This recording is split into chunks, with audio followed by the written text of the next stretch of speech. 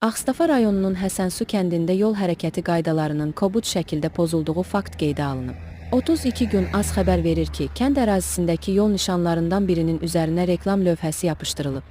Nəticədə nişanın funksiyası itib və bu da sürücülərin həyatını təhlükəyə atır. Reklam lövhəsi kənddə yeni fəaliyyətə başlayan Həsənsu kəsim məntəqəsi heyvan kəsimi üçün yerləşdirilib. Araşdırmalarımız zamanı məlum olub ki, sözügedən heyvan kəsimi məntəqəsi bir neçə gün öncə Qurban Bayramı ərəfəsində fəaliyyətə başlayıb. Məntəqənin açılışında Ağstafa rayon İcra Hakimiyyətinin başçısı Seymur Orucov da iştirak edib. Bütün dünya Azərbaycanlıların, bütün dünya müsəlmanların Qurban Bayramını təbrik edir. Hətta bu barədə İcra Hakimiyyətinin rəsmi səhifəsində də paylaşım edilib. Bildirilib ki, Seymur Orucov məntəqədəki şəraitlə tanış olub, xidmətlərin səviyyəsinin artırılması ilə bağlı göstərişlər verib. Baytarlıq nəzarəti və sanitar gigiyenik qaydalara əməl olunması yüksək qiymətləndirilib. 32 gün azın əldə etdiyi məlumata görə kəsim məntəqəsinin sahibi Hüseyn adlı sahibkar